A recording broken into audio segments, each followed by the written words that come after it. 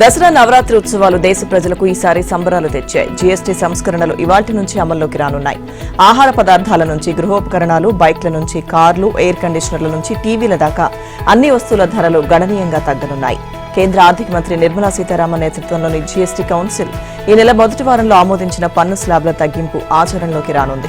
ఇప్పటిదాకా 5, 12, 18, 28%తో 4 స్లాబులుగా అమల్లో ఉన్న జీఎస్టీ పన్ను పేద మధ్యతరగతి ప్రజలకు మేలు చేసేలా ఇకపై 5, 18%కే పరిమితం కానుంది. హానికర వస్తువులకు మాత్రం 40% ప్రత్యేక పన్ను అమలు కానుంది. కాగా ఎఫ్ఎంసీజీల నుంచి ఆటోమొబైల్స్ దాకా వివిధ కంపెనీలు జీఎస్టీ తగ్గుదలకు అనుగుణంగా తమ ఉత్పత్తుల ధరను తగ్గిస్తున్నట్లు ఇప్పటికే ప్రకటించాయి. దాదాపు 375 వస్తువుల ధరలు తగ్గనుండటంతో దేశ ప్రజల్లో హర్షం వ్యక్తమవుతోంది. కేంద్ర ప్రభుత్వం సవరించిన జీఎస్టీ స్లాబ్లు గత అర్ధరాత్రి నుంచి అమల్లోకి వచ్చాయి. దీంతో పలు సేవల ధరలు భారీగా తగ్గాయి.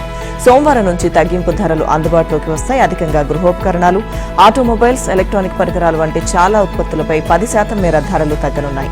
దీంతో వాహనాలు, కార్లు, టీవీలు, సెల్ ఫోన్లు తదితర వస్తువుల కొనుగోలుదారులకు ఊరట లభించనుంది. గృహ నిర్మాణదారులకు కూడా ఉపశమనం దక్కనుంది. జీఎస్టీలో మార్పుల కారణంగా అన్ని వర్గాలకు ప్రయోజనం చేకూరనుంది. ఇక తల నూనె, షాంపూ, టూత్ పేస్ట్, సబ్బులు, షేవింగ్ క్రీమ్స్, వెన్న, చీజ్, నెయ్యి, డైరీస్, స్పెట్స్, అలాగే ఓటెన్సిల్స్, ఫీడింగ్ బాటిల్స్, ప్యాకింగ్ నాప్కిన్స్, అలాగే బేబీస్ క్లినికల్ డైపర్స్, అలాగే టైలరింగ్ మిషన్స్ విడిభాగాలు 5% జీఎస్టీ స్లాబ్లోకి తీసుకొచ్చారు.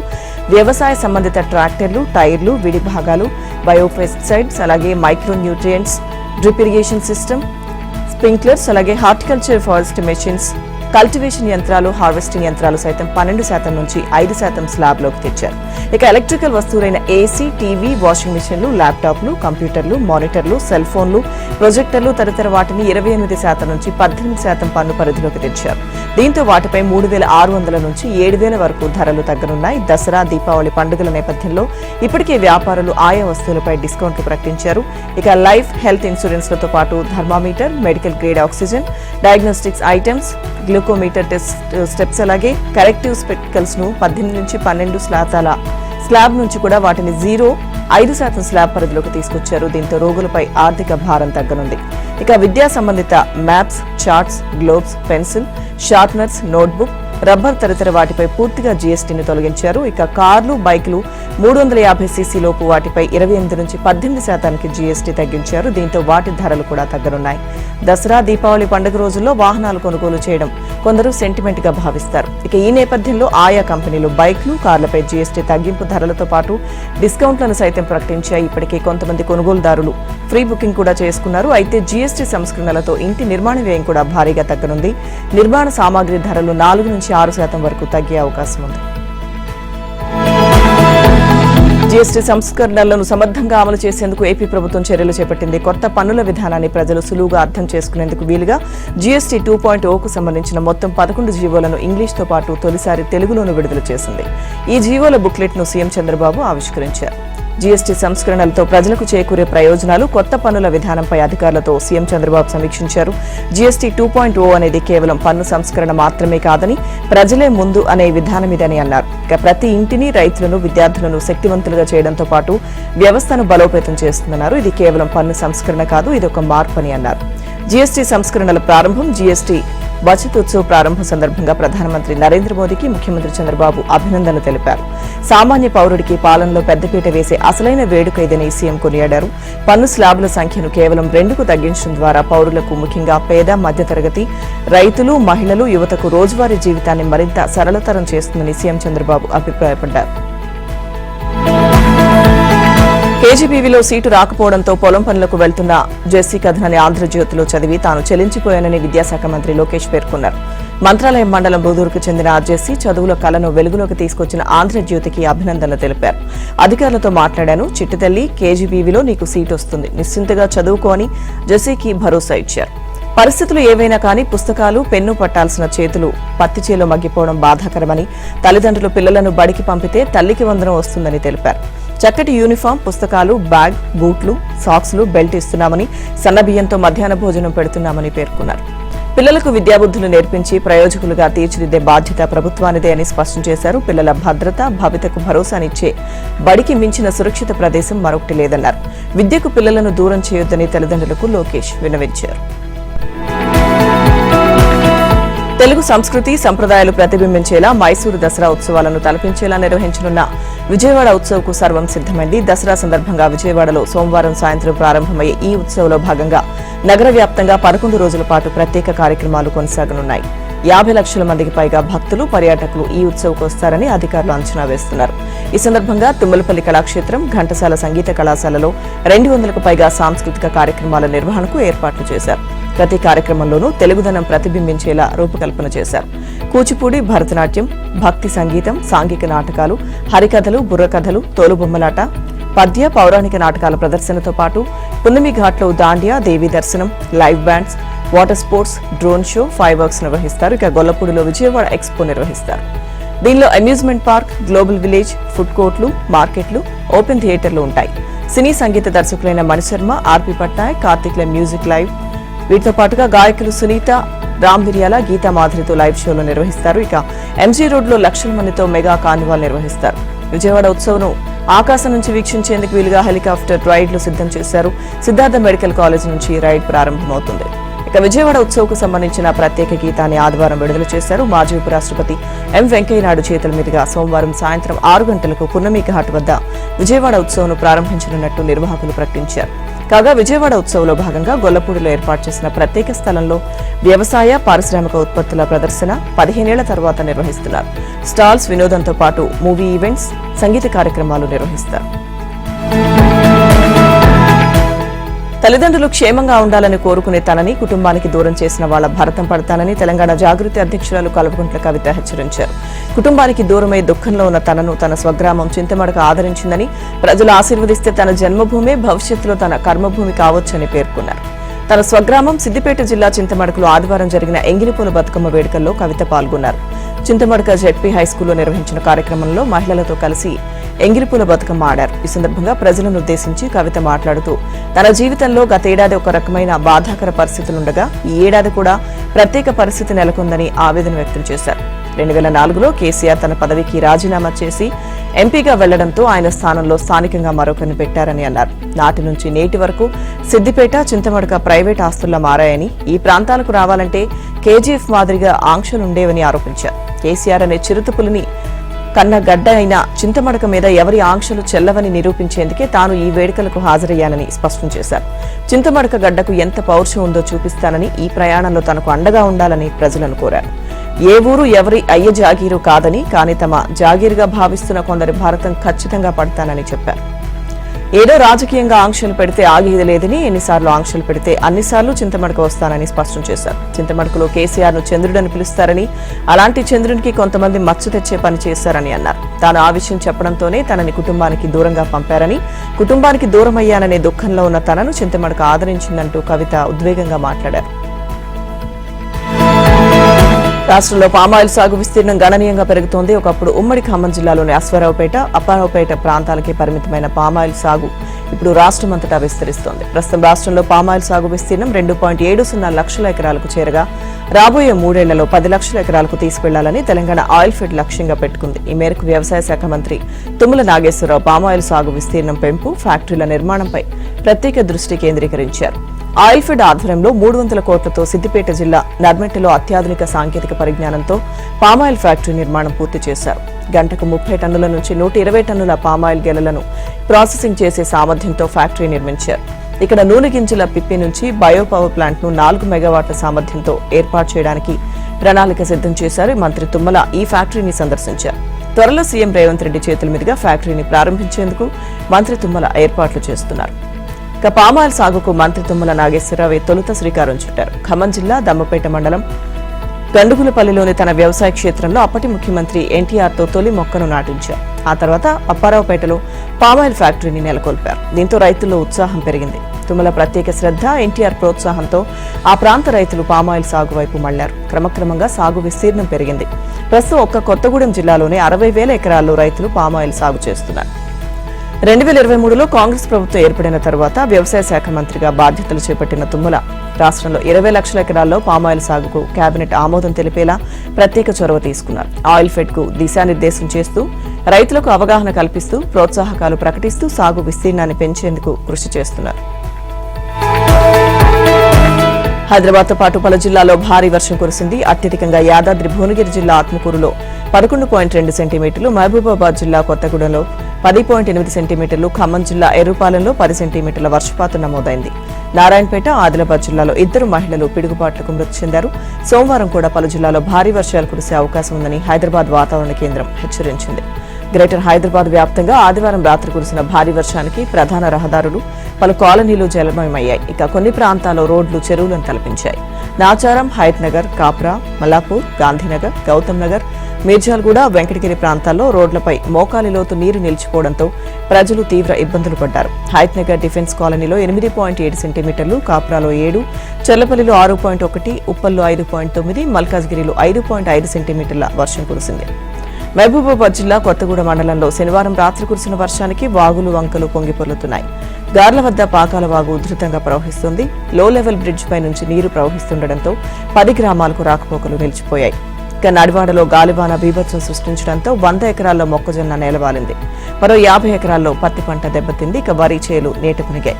సూర్యాపేట జిల్లా గరిడేపల్లిలో శనివారం రాత్రి కురిసిన భారీ వర్షానికి కోదాడ, మిర్యాలగూడ రహదారిపై నీరు నిలిచింది.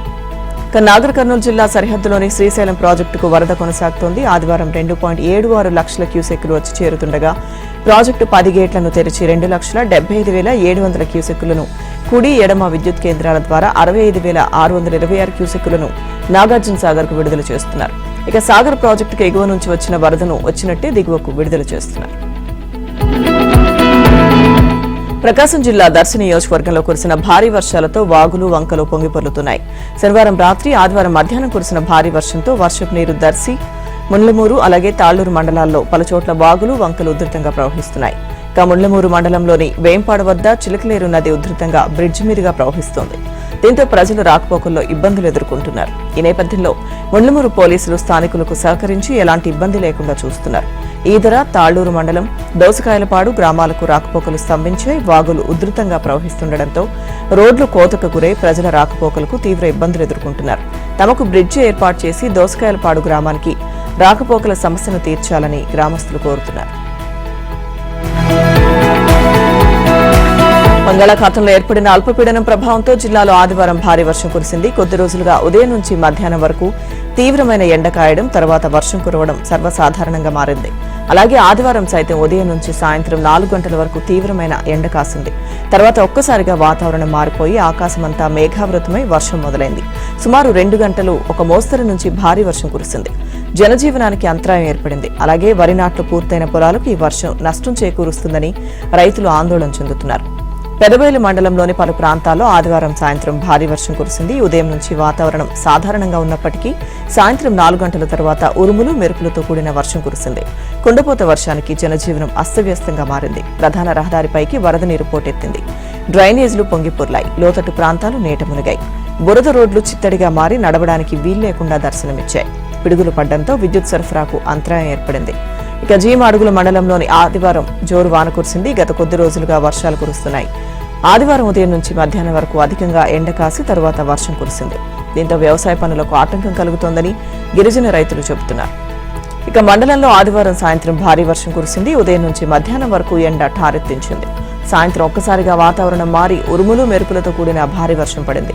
దీంతో జనజీవనం అస్తవ్యస్తంగా మారింది. లక్ష్మీపురం, బోసిపుట్టు, బుంగాపుట్టు, రంగబయలు తదితర పంచాయతీలోని గెడ్డలు వరద నీటితో ఉధృతంగా ప్రవహించాయి. మట్టి రహదారులు బురదమయంగా మారాయి. అటుగా రాకపోకలు సాగించేందుకు పలు గ్రామాల ప్రజలు ఇబ్బందులు పడ్డారు. జోలాపుట్టు, అలాగే పలు జలాశయాల్లోకి వరద నీరు ఇన్ఫ్లో పెరిగింది. ఇక దోడిపుట్టు పంచాయతీ, రాంపుట్టు తదితర గ్రామాల్లో వరి పంట దెబ్బతింది. రానున్న 3 రోజులు తెలంగాణలోని కొన్ని జిల్లాల్లో అక్కడక్కడ ఉరుములు, మెరుపులతో కూడిన వర్షాలు కురుస్తాయని హైదరాబాద్ వాతావరణ కేంద్రం వెల్లడించింది. అదే సమయంలో గంటకు 30 నుంచి 40 కిలోమీటర్ల వేగంతో ఎదురుగాలులు వీస్తాయని తెలిపింది. ఈ నెల 25 నాటికి తూర్పు మధ్య బంగాళాఖాతం, దాని సమీపంలోని ఉత్తర బంగాళాఖాతం ప్రాంతంలో ఒక అల్పపీడన ప్రాంతం ఏర్పడే అవకాశం ఉందని వాతావరణ కేంద్రం సంచాలకులు విడుదల చేసిన ప్రకటనలో పేర్కొన్నారు. మరోవైపు ఇవాళ తెలంగాణలో నిర్మల్, నిజామాబాద్, రంగారెడ్డి, వికారాబాద్, సంగారెడ్డి, మహబూబ్ నగర్, నాగర్ కర్నూల్, వనపర్తి, నారాయణపేట, గద్వాల జిల్లాల్లో అక్కడక్కడ భారీ వర్షాలు కురుస్తాయని తెలిపింది. అల్పపీడనం దక్షిణ ఒడిశా, ఉత్తరాంధ్ర కోస్తా తీరం సమీపంలో ఈ నెల 26 నాటికి వాయుగుండంగా బలపడే అవకాశం ఉందని చెప్పారు. ఈ నెల 27 నాటికి అదే ప్రాంతంలో వాయుగుండం సముద్ర తీరం దాటే అవకాశం ఉందని తెలిపారు. కాంగ్రెస్ ప్రభుత్వంపై విమర్శలు చేసే ముందు బీఆర్ఎస్ నాయకులు ఆత్మవిమర్శ చేసుకోవాలని మంత్రి అడ్లూరి లక్ష్మణ్ అన్నారు. అభివృద్ధిపై మాజీ మంత్రి కుప్ల ఈశ్వర్ మాట్లాడడం హాస్యాస్పదంగా ఉందన్నారు. హామీలు ఇచ్చి ప్రజలను మోసం చేయడంలో బీఆర్ఎస్ నాయకులను మించిన వారు లేరని మంత్రి మండిపడ్డారు. ఇక పేదల సొంతింటి కలను నెరవేరుస్తామని డిసెంబర్ 9న ఇందిరమ్మ ఇళ్ల లబ్ధిదారుల గృహప్రవేశానికి బీఆర్ఎస్ బీజేపీ నాయకులకు లబ్ధిదారులతో ఆహ్వానం పంపిస్తామని అన్నారు. ఇక రైతులకు అవసరమైన యూరియా సరఫరా చేయాల్సిన బాధ్యత కేంద్రానిదే అని మంత్రి లక్ష్మణ్ తెలిపారు. యూరియా సరఫరాపై బీజేపీ ఎంపీలు బండి సంజయ్, కిషన్ రెడ్డి, అరవింద్ కేంద్ర పెద్దలతో ఎందుకు మాట్లాడడం లేదని ఆయన ప్రశ్నించారు. ఆర్థిక సంక్షోభం ఉన్నప్పటికీ ఇచ్చిన హామీలను దశలవారీగా అమలు చేస్తున్నామని తెలిపారు. 2027 గోదావరి పుష్కరాలను సీఎం రేవంత్ రెడ్డి నేతృత్వంలో ఘనంగా నిర్వహిస్తామని లక్ష్మణ్ తెలిపారు. రేపు మేడారం పర్యటనకు తెలంగాణ ముఖ్యమంత్రి రేవంత్ రెడ్డి రానున్న నేపథ్యంలో మంత్రి సీతక్క రంగంలోకి దిగారు. సీఎం పర్యటన విజయవంతం చేసేందుకు ఆమె మేడారంలో జిల్లా కలెక్టర్, ఎస్పీ, జిల్లా అధికార యంత్రాంగంతో పాటు సమ్మక్క, సారలమ్మల పూజారులతో సమీక్ష నిర్వహించారు. మేడారం అభివృద్ధి ప్రణాళికను సీఎం రేవంత్ ఖరారు చేయనున్న నేపథ్యంలో ఆయన పర్యటన ఏర్పాట్లను అధికారులు చురుగ్గా చేపడుతున్నారు. ఇక ఈ పర్యటనలో ఎటువంటి లోటుపాట్లు లేకుండా మంత్రి సీతక్క స్వయంగా పర్యవేక్షిస్తున్నారు. స్థానిక ఎమ్మెల్యేగా, మంత్రిగా ప్రతి విభాగానికి మార్గనిర్దేశం చేస్తూ చేపట్టాల్సిన పనులపై స్పష్టమైన ఆదేశాలు జారీ చేశారు. ఆలయ ప్రాంగణంలో చేయాల్సిన మార్పులపై పూజారుల అభిప్రాయాలను తెలుసుకుంటూ వారి సూచనలను అధికారులు అనుసరించేలా మంత్రి చర్యలు చేపట్టారు.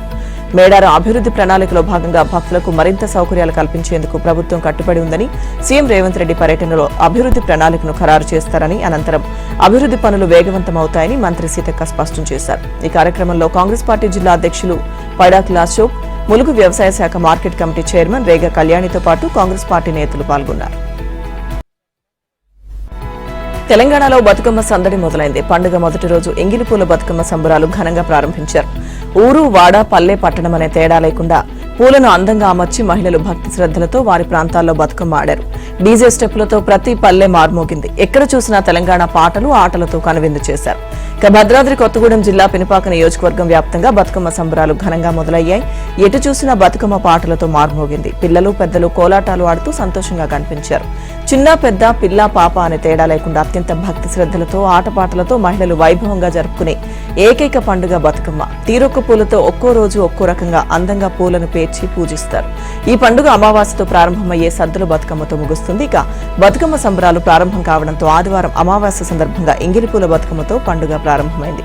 సింగరేణి ప్రాంతమైన మణుగూరులో ఎంగిలిపూల బతుకమ్మ సంబరాలు ఘనంగా నిర్వహించారు. బతుకమ్మ పండుగ మొదటి రోజు కావడంతో మణుగూరు పట్టణంలో పూల సందడి నెలకొంది. ముఖ్యంగా బతుకమ్మను పేర్చే తంగేడు, గునుగు, తామర, బంతి, టేకు, అలాగే చామంతి ఇలా అనేక రకాల పూల అంగళ్లు వెలిశాయి. 9 రోజుల పాటు పల్లెల్లో, పట్టణాల్లో జరిగే బతుకమ్మ పండుగకు ఎక్కడెక్కడో ఉన్న ఆడపడుచులంతా ఒక్కచోట చేరి ఎంతో ఆనందంగా జరుపుకున్నారు. అయితే బతుకమ్మ సంబరాలు మొదలైన కొద్ది సమయంలోనే ఒక్కసారి కుండపోత వర్షం కురిసింది. దీంతో మహిళలు నిరాశకు గురయ్యారు. భద్రాద్రి కొత్తగూడెం ఇల్లందు నియోజకవర్గం వ్యాప్తంగా బతుకమ్మ సంబరాలు ఘనంగా ప్రారంభమయ్యాయి. ఎటు చూసిన బతుకమ్మ పాటలతో ప్రాంతమంతా మార్మోగింది. పిల్లలు, పెద్దలు కోలాటాలు ఆడుతూ సంతోషంగా కనిపించారు. ఇంటిలపాది అత్యంత భక్తి శ్రద్ధలతో, ఆటపాటలతో మహిళలు వైభవంగా జరుపుకునే ఏకైక పండుగ బతుకమ్మ. బొగ్గు ప్రాంతమైన ఇల్లందు ఏరియాలో ఎంగిలిపూల బతుకమ్మ సంబరాలు ఘనంగా నిర్వహించారు. బతుకమ్మ పండుగ మొదటి రోజు కావడంతో ఇల్లందు పట్టణంలో పూల సందడి నెలకొంది. ముఖ్యంగా బతుకమ్మను పేర్చే తంగేడు, గునుగు, తామర, బంతి, చామంతి అనేక రకాల పూల అంగళ్లు కూడా వెలిశాయి. 9 రోజుల పాటు పల్లెల్లో, పట్టణాల్లో జరిగే బతుకమ్మ పండుగకు ఎక్కడెక్కడో ఉన్న ఆడపడుచులంతా ఒక్కచోట చేరి ఎంతో ఆనందంగా జరుపుకుంటారు. అయితే బతుకమ్మ సంబరాలు మొదలైన కొద్ది సమయంలోనే ఒక్కసారిగా ఆకాశంలో ఉరుములు, మెరుపులు వస్తూ కుండపోత వర్షం కురిసింది. దీంతో శివాలయం గుడిలో చాలా సంతోషంగా బతుకమ్మను ఆడిపాడారు. తెలంగాణలో గుర్తింపు లేని పార్టీలకు రాష్ట్ర ప్రధాన ఎన్నికల అధికారి సుదర్శన్ రెడ్డి షోకాజ్ నోటీసులు జారీ చేశారు. వాటి కార్యకలాపాలపై వివరణ ఇవ్వాలని ఆదేశిస్తూ అక్టోబర్ 10లోపు సమాధానం ఇవ్వకపోతే గుర్తింపు రద్దు చేసే అవకాశం ఉందని హెచ్చరించారు. సెప్టెంబర్ 19న ఎన్నికల సంఘం ఇచ్చిన ఆదేశాల మేరకు ఈ నోటీసులు జారీ చేసినట్లు పేర్కొన్నారు. జిల్లాల కలెక్టర్లు, జిల్లా ఎన్నికల అధికారులను నోటీసులు అందజేయాలని, జాతీయ, స్థానిక పత్రికలలో ప్రచురణతో పాటుగా సామాజిక మాధ్యమాల్లో ప్రజలకు తెలియజేయాలని ఆదేశించారు. నోటీసులు అందుకున్న పార్టీల్లో బహుజన రాష్ట్రం సమితి, ఇండియన్ రక్షక్ నాయకుడు పార్టీ, జై Mahabharat party, Jai Swaraj party, Majlis, Markaz e Siyasi party, ఇక Nava Prajarajyam party, new India party, Prajaswaraj party, Shramajeevi party, Telangana Inti పార్టీలకు నోటీసులు జారీ చేశారు. సంబంధిత అధికారులు నిర్దిష్ట ఫార్మాట్లో సవివరమైన నివేదికలు తయారు చేసి ఈ పార్టీలు కొనసాగించాలా లేదా గుర్తింపు రద్దు చేయాలా అనే దానిపై స్పష్టంగా తెలియజేయాలని సిఎస్ఈఓ ఆదేశించారు. ఈ నివేదికలు తప్పనిసరిగా అక్టోబర్ 10వ తేదీలోపు సమర్పించాలని, ఆ తర్వాత ఎన్నికల సంఘానికి పంపించనున్నట్లు పేర్కొన్నారు. కర్నూలులో వైసీపీ రౌడీ మూకలు రెచ్చిపోతున్నారు. అధికారంలో లేకపోయినా వైసీపీ నేతల ప్రోత్సాహంతో దాడులు, హత్యలతో వీరంగం సృష్టిస్తున్నారు. వరుస ఘటనలతో పాత బస్తీలో జనం భయంతో వణికిపోతున్నారు. పోలీసులు నిఘా పెట్టకపోవడంతో వైసీపీ మూకల అరాచకాలు కంటిన్యూ అవుతున్నాయని విమర్శలు వెల్లువెత్తుతున్నాయి. కర్నూలు పాత బస్తీలో అలజడి సృష్టిస్తున్న వైసీపీ గ్యాంగ్లు, మైనారిటీలే లక్ష్యంగా దాడులు, పాత కక్షలతో నడి రోడ్డుపైనే ప్రాణాలను తీస్తున్నారు. పరిశ్రమల శాఖ మంత్రి టీజీ భరత్ అనుచరుడు వడ్డగేరి క్లస్టర్ ఇన్ఛార్జ్ మహబూబ్ ఖాన్ టీడీపీలో క్రియాశీలకంగా ఉన్నారు. ఫేక్ ఓటర్లను గుర్తించాడని కారణంతో మహబూబ్ ఖాన్ పై ప్రత్యర్థులు కక్ష కట్టారు. 10వ వార్డు వైసీపీ కార్పొరేటర్ యూనూస్ అతని అనుచరుడు జావీద్ కత్తులు, ఇనుప రాడ్లతో దాడికి పాల్పడ్డారు. ఈ ఘటన స్థానికంగా కలకలం రేపింది. దాడి చేసిన వారిపై పోలీసులు కేసు నమోదు చేశారు. వైసీపీ ఆఫీసుపై దాడి చేశాడని పోలీసులు మహబూబ్ ఖాన్ పై రివర్స్ కేసు ఫైల్ చేశారు. ఘటన మరొక ముందే వన్ టౌన్ స్టేషన్ పరిధిలో బంగారం వ్యాపారి దారుణ హత్యకు గురయ్యాడు. కొత్తపేటకు చెందిన ఇజార్ అహ్మద్ రీసెంట్ గా రాధాకృష్ణ థియేటర్ సమీపంలోని మసీద్ కు నమాజ్ కు వెళ్లి వస్తుండగా కొంతమంది యువకులు ఇజార్ ను నడి రోడ్డుపై మారణాయుధాలతో అతనిపై దాడి చేశారు. ఈ దాడిలో ఇజార్ చేయి తెగి రోడ్డుపై పడింది. రక్తపు మడుగులో కొట్టుమిట్టాడుతుండగా స్థానికులు ఆసుపత్రికి తరలించారు. చికిత్స పొందుతూ హిజార్ కన్నుమూశాడు. పాత కక్షలతో గనీ గల్లీకి చెందిన ఇమ్రాన్, ఇఫ్రాన్, జాహీన్ అహ్మద్, ఇర్ఫాజ్, యూసుఫ్లు ఈ హత్యలు చేశారని పోలీసులు తెలిపారు. కొద్ది రోజుల వ్యవధిలో ఇద్దరు మైనారిటీ నేతలపై వైసీపీ మూకలు వరుస దాడులకు పాల్పడడం పాత బస్తీలో కలకలం రేపింది. ఇక వైసీపీ మూకల చేష్టలు శాంతి భద్రతలకు విఘాతం కలిగిస్తున్నాయి. రౌడీ మూకల కదలికలపై పోలీసులు నిరంతరం నిఘా ఉంచి అరాచకాలకు చెక్ పెట్టాల్సి ఉంది. అయితే పోలీసులు ఆ దిశగా చర్యలు చేపట్టకపోవడంతో సినీ ఫక్కీలు దాడులకు తెగబడుతున్నారు. పాత బస్తీలో విభిన్న ఆచార వ్యవహారాలు, సంప్రదాయ పద్ధతులు పాటిస్తూ కోట్లాది మంది కులమతాలకు అతీతంగా జీవనం సాగిస్తున్నారు. మత సామరస్యానికి ప్రతీకగా నిలిచిన పాత బస్తీలో ఫ్యాక్షన్ ఛాయలు అలుముకున్నాయి. వైసీపీ నేతల ప్రోద్బలంతోనే దాడులు జరుగుతున్నాయని విమర్శలు వినిపిస్తున్నాయి. రాష్ట్రంలోని ప్రాథమిక వ్యవసాయ సహకార సంఘాలని జాతీయ బ్యాంకులతో సమానంగా సేవలందించేందుకు అన్ని రకాల ఏర్పాట్లను పూర్తి చేస్తున్నామని ఆప్కాబ్ చైర్మన్ గన్ని వీరాంజనేయులు తెలిపారు. తూర్పుగోదావరి జిల్లా నల్లజర్ల ప్రాథమిక సహకార వ్యవసాయ పరపతి సంఘం అధ్యక్షులుగా టీడీపీ నేత రావూరి వెంకటరమణ పదవి బాధ్యతలు స్వీకరించిన సందర్భంగా అభినందన సభ నిర్వహించారు. సభలో ముఖ్య అతిథిగా ఆప్కాబ్ చైర్మన్ గన్ని వీరాంజనేయులు, గోపాల్పురం ఎమ్మెల్యే మద్దిపాటి వెంకటరాజు, జిల్లా పరిషత్ మాజీ చైర్మన్ ముళ్లపూడి బాపిరాజు పాల్గొన్నారు. మండలంలోని చీపురుగూడెం గ్రామం నుంచి నల్లజర్ల వరకు కూటమి పార్టీల కార్యకర్తలు, నాయకులతో భారీ మోటార్ సైకిల్ ర్యాలీ నిర్వహించారు. అనంతరం జరిగిన అభినందన సభలో ముఖ్య అతిథిగా పాల్గొన్న గన్ని వీరాంజనేయులు మాట్లాడుతూ కేంద్ర ప్రభుత్వం చేపట్టిన సొసైటీల కంప్యూటరీకరణ కార్యక్రమంలో భాగంగా ఆంధ్రప్రదేశ్ రాష్ట్రంలో సహకార సంఘాలన్నీ కంప్యూటరీకరణ చేస్తున్నామన్నారు. దీనిలో భాగంగానే అన్ని సొసైటీల వద్ద డిజిటల్ పేమెంట్లు, ఆన్లైన్ ట్రాన్సాక్షన్స్ నిర్వహించుకోవచ్చని అన్నారు. డ్వాక్రా మహిళలకు సహకార సంఘాల ద్వారా రుణాలు మంజూరు చేసి వారు ఆర్థికంగా అభివృద్ధి చెందేందుకు ఏర్పాట్లు చేస్తున్నామన్నారు. దీని ద్వారా సహకార సంఘాలు కూడా ఆర్థికంగా బలోపేతమవుతాయన్నారు. ప్రైవేట్ సెక్టార్లో ఉన్న బ్యాంకులకు పోటీగా సొసైటీ బ్యాంకులను అభివృద్ధి చేస్తామన్నారు. ఇంటర్నెట్ బ్యాంకింగ్ ను, యూపీఐ సేవలను కూడా అందుబాటులోకి తీసుకొస్తామని, దీనికి సంబంధించి ఏర్పాట్లు పూర్తయ్యాయని అన్నారు. ఎమ్మెల్యే మద్దిపాటి వెంకటరాజు మాట్లాడుతూ గోపాలపురం నియోజకవర్గంలోని 17 సొసైటీలో వైకాపా ప్రభుత్వ హయాంలో జరిగిన అవినీతిపై సమగ్ర విచారణ చేయిస్తామని తెలిపారు. అవినీతి జరిగిందని తెలిస్తే ఎంతటి వారైనా చర్యలు చేపడతామని తెలిపారు. వైకాపా ప్రభుత్వ హయాంలో రైతులకు సొసైటీల ద్వారా జరగాల్సిన మేలు జరగకపోవడంతో పలువురు రైతులు ఆత్మహత్యలకు పాల్పడ్డారని అన్నారు. కూటమి ప్రభుత్వం అధికారంలోకి వచ్చిన తర్వాత రైతుల సంక్షేమం కోసం కృషి చేస్తున్నారని తెలిపారు. అమెరికాలో ఐటీ ఇతర ప్రత్యేక నైపుణ్య ఉద్యోగాలు చేయడానికి అవసరమైన H-1B వీసాలకు $1,00,000 రుసుమును విధిస్తూ అధ్యక్షుడు డొనాల్డ్ ట్రంప్ సంచలన నిర్ణయం తీసుకోగా ప్రపంచవ్యాప్తంగా ఉద్యోగార్థులు తీవ్ర ఆందోళన చెందుతున్నారు. ముఖ్యంగా భారతీయ ఐటీ నిపుణులపై ఈ నిబంధన తీవ్ర ప్రభావం చూపనుంది. ఈ క్రమంలో $1,00,000 రుసుముపై శ్వేతసౌధం వివరణ ఇచ్చింది. ట్రంప్ తీసుకొచ్చిన కొత్త నిబంధనపై White House press secretary Karoline Leavitt X లో స్పష్టతనిచ్చారు. H-1B వీసాపై విధించిన $1,00,000 రుసుము వార్షిక రుసుము కాదని ఆమె స్పష్టం చేశారు. దరఖాస్తు చేసుకునే సమయంలో కట్టాల్సిన వన్ టైం ఫీజు మాత్రమేనని చెప్పారు. ప్రస్తుత వీసాదారులకు రెన్యువల్ కు $1,00,000 రుసుము వర్తించదని పేర్కొన్నారు. రాబోయే H-1B వీసాల లాటరీకి మాత్రమే వర్తిస్తుందని అన్నారు. ఇప్పటికే H-1B వీసా కలిగి ఉండి అమెరికా బయట ఉన్నవారు భయపడాల్సిన అవసరం లేదని, వారిపై ఎలాంటి రుసుము విధించబోమని తెలిపారు. వారంతా ఎప్పటిలాగే అమెరికా నుంచి బయటకు వెళ్లొచ్చని, తిరిగి అమెరికా రావచ్చని, కొత్త నిబంధన వారికి వర్తించదని వివరించారు. ఈ వన్ టైం రుసుము ఇకపై కొత్తగా H-1B వీసాకు దరఖాస్తు చేసుకునే వారికి మాత్రమే అమలు చేస్తామన్నారు. అంటే F1 స్టూడెంట్ వీసా సహా ఎలాంటి అమెరికా వీసాలు కలిగిన వారు కూడా ఈ $1,00,000 రుసుము చెల్లించాల్సిన అవసరం లేదని నిపుణులు పేర్కొంటున్నారు. ఇక ఈ నిబంధన సెప్టెంబర్ 21 కంటే ముందే దాఖలు చేసిన H-1B వీసా పిటిషన్లకు వర్తించదని అమెరికా పౌరసత్వం, వలస సేవల విభాగం కూడా వెల్లడించింది. ఇప్పటికే ఆమోదం లభించిన పిటిషన్లు దీని పరిధిలోకి రావని తెలిపింది. బీహార్ అసెంబ్లీ ఎన్నికల ప్రకటనకు కేంద్ర ఎన్నికల కమిషన్ సమాయత్తమవుతోంది. 2 దశల్లో వీటిని నిర్వహిస్తామని ఈసీ వర్గాలు తెలిపాయి. అక్టోబర్ మొదటి వారంలో షెడ్యూల్ ప్రకటించే అవకాశం ఉందని వెల్లడించాయి. మహిళల ఓట్లే లక్ష్యంగా సీఎం నితీష్ కుమార్ అమలు చేస్తున్న పథకాలు, కులగణన, జీఎస్టీ 2.0 సంస్కరణలతో నిత్యావసరాలు, విలాస వస్తువుల ధరలు తగ్గుతుండడం, ఓట్ల చోరీ, ఓటర్ల జాబితాల ప్రత్యేక విస్తృత సవరణకు వ్యతిరేకంగా కాంగ్రెస్ అగ్రనేత రాహుల్ గాంధీ నిర్వహించిన ఓటర్ అధికార యాత్ర, ఆర్జేడీ సీఎం అభ్యర్థి తేజస్వీ యాదవ్ చేపట్టిన బీహార్ అధికార యాత్ర, ఎన్డీఏ పక్షాల ర్యాలీలు, ప్రధాని మోదీ పర్యటనతో ఇప్పటికే రాష్ట్రంలో రాజకీయ వాతావరణం వేడెక్కింది. అన్ని కూటములు ఎన్నికల ప్రకటన ఎప్పుడొస్తుందా అని ఎదురు చూస్తున్నాయి. ఈ నెలాఖరుకల్లా తుది ఓటర్ల జాబితాను ప్రకటించి వచ్చే నెల మొదటి వారంలో షెడ్యూల్ ప్రకటించనున్నట్లు ఈసీ వర్గాలు పేర్కొన్నాయి. మరోవైపు దేశవ్యాప్తంగా సమగ్ర ఓటర్ల సవరణ ఎస్ఐఆర్ చేపట్టేందుకు ఎన్నికల కమిషన్ సమాయత్తమవుతోంది. అక్టోబర్లో అన్ని రాష్ట్రాల్లోని ఓటర్ల జాబితాల ప్రక్షాళన చేపట్టే అవకాశం ఉందని తెలుస్తోంది. ఈ క్రమంలోనే ఈ నెల 30 నాటికి ఇందుకోసం సిద్ధం కావాలని అన్ని రాష్ట్రాల ప్రధాన ఎన్నికల అధికారులను ఈసీ ఆదేశించింది. ఇటీవల ఢిల్లీలో సీఈఓలు, ఎన్నికల సంఘం అధికారులతో ఈసీ ఒక సమావేశం నిర్వహించింది. దేశవ్యాప్తంగా ఎస్ఐఆర్ చేపట్టడంపై ఆ సమావేశంలోనే అధికారులకు మార్గనిర్దేశం చేసినట్టు సమాచారం. చివరిసారి ఎస్ఐఆర్ చేపట్టిన ఓటరు జాబితాలు సిద్ధం చేసుకోవాలని, ఈ ప్రక్రియను రాబోయే 10-15 రోజుల్లో పూర్తి చేసుకుని సిద్ధంగా ఉండాలని అన్ని రాష్ట్రాల సీఈఓలను ఈసీ ఆ సమావేశంలోనే ఆదేశించింది. ఇక చాలా రాష్ట్రాలు ఇప్పటికే ఓటరు జాబితాలను వెబ్సైట్లలో అందుబాటులోకి తెచ్చిన విషయం తెలిసిందే. ఢిల్లీ 2008లో, ఉత్తరాఖండ్ 2006లో చివరిసారి ఎస్ఐఆర్ను నిర్వహించాయి. దేశంలోని చాలా రాష్ట్రాల్లో 2002, 2004 మధ్య ఎస్ఐఆర్ చేపట్టిన ఓటరు జాబితాలే అందుబాటులో ఉన్నాయి. తనపై ఉన్న మనీ లాండరింగ్ కేసు విషయంలో బాలీవుడ్ నటి జాక్వెలిన్ ఫెర్నాండెస్ సర్వోన్నత న్యాయస్థానాన్ని ఆశ్రయించారు. ఈ కేసును కొట్టివేయాలంటూ తాను దాఖలు చేసిన పిటిషన్ను ఢిల్లీ హైకోర్టు తిరస్కరించడంతో ఆ తీర్పును సవాల్ చేస్తూ సుప్రీంకోర్టులో పిటిషన్ వేశారు. ఇక ఈ పిటిషన్ను సెప్టెంబర్ 22న జస్టిస్ దీపాంకర్ దత్తా, జస్టిస్ అగస్టిన్ జార్జ్ వీరితో కూడిన ధర్మాసనం విచారించనుంది. ఇక సుకేష్ చంద్రశేఖర్ కు సంబంధించిన మనీ లాండరింగ్ కేసులో జాక్వెలిన్ ఆరోపణలు ఎదుర్కొంటున్నారు. సుకేష్ నుంచి ఆమె ఖరీదైన బహుమతులు, ఆర్థిక ప్రయోజనాలు పొందినట్లు ఎన్ఫోర్స్మెంట్ డైరెక్టరేట్ ఆరోపించింది. ఈ బహుమతుల విలువ సుమారు 7.2 కోట్లు ఉంటుందని, అది నేరపూరిత ఆదాయమేనని పేర్కొంటూ ఈడీ ఆమె ఆస్తులను అటాచ్ చేసింది.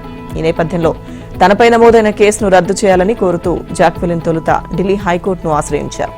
అయితే జస్టిస్ అనీష్ దయాళ్ నేతృత్వంలోని హైకోర్టు ధర్మాసనం ఆమె వాదనలను తోసిపుచ్చింది. ఈడీ చేసిన ఆరోపణలపై ట్రయల్ కోర్టులో విచారణ జరగాల్సిందేనని స్పష్టం చేస్తూ కేసులో జోక్యం చేసుకోలేమని తేల్చి చెప్పింది.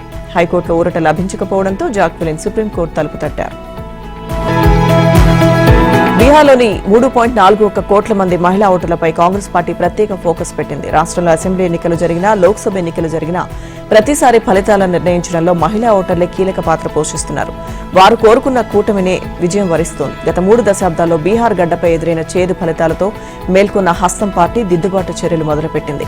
ప్రత్యేకించి మహిళా ఓటర్లు లక్ష్యంగా సెప్టెంబర్ 24న పాట్నాకు సోనియా గాంధీ, ప్రియాంక గాంధీ వాద్రా రానున్నారు. నగరంలోని చారిత్రక సదాకత్ ఆశ్రమంలో నిర్వహించే సిడబ్ల్యూసీ సమావేశంలో వారు పాల్గొంటారు. ఇండియా పాకిస్తాన్ మధ్య జరిగిన మ్యాచ్లో అభిషేక్ శర్మ రఫ్ఫాడించాడు. పాక్ నిర్దేశించిన 172 పరుగుల లక్ష్య ఛేదనలో 74 పరుగుల అభిషేక్ అద్భుత హాఫ్ సెంచరీతో టీమిండియాను గెలిపించాడు. 18.5 ఓవర్లలో 4 వికెట్లు కోల్పోయిన మనోళ్లు టార్గెట్ ను ఫినిష్ చేశారు. అభిషేక్ మొదటి ఓవర్ నుంచే దూకుడుగా ఆడాడు. షాహిన్ అఫ్రిది వేసిన ఫస్ట్ బాల్ కి 6 కొట్టి తానేంటో చూపించాడు. తన ఇన్నింగ్స్ లో 6 4లు 5 6లు బాదాడు. ఇక మరో ఓపెనర్ శుభ్మన్ గిల్ తో కలిసి అభిషేక్ దుమ్ము దులిపాడు. మొదటి వికెట్ కు 105 పరుగులను జోడించాడు. అది కూడా కేవలం 9.5 ఓవర్లలోనే. ఇక ఆ తర్వాత వచ్చిన సూర్యకుమార్ యాదవ్ డకౌట్ అయ్యాడు. ఇక ఆ తర్వాత వచ్చిన సంజు శాంసన్ 13 పరుగులకు అవుట్ అవగా తిలక్ వర్మ 30, హార్దిక్ పాండ్యా 7 పరుగులతో మ్యాచ్ ను ముగించారు.